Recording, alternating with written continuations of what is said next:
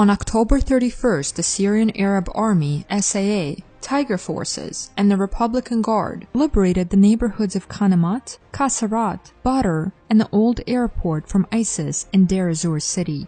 Government troops also advanced to Al-Hamidiyah, Sheikh Yassin, and Al-Arti.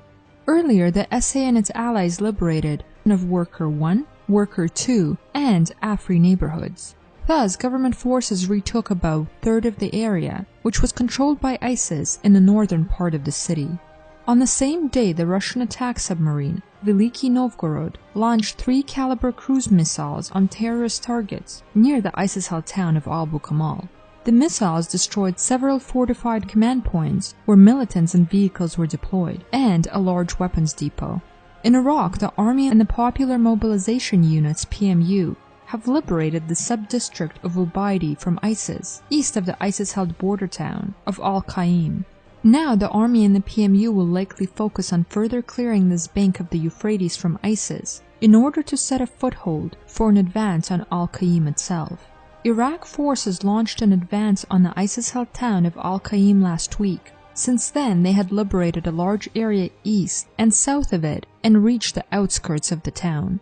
The liberation of Abu Kamal and Al-Qaim may be considered as a strategic loss of the US-led coalition.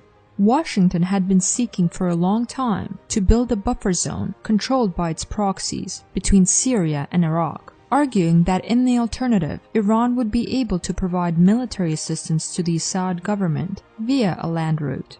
Meanwhile, the Kurdistan Regional Government (KRG) and the Iraq federal government allegedly reached an agreement over the border crossing of Faish Kabur and Ibrahim al-Khalil. According to the agreement, troops of both the federal government and the KRG will be stationed there. This way, Baghdad will be able to monitor the traffic between the KRG and Turkey, as well as between the KRG and a part of Syria controlled by the US-backed Syrian Democratic Forces (SDF).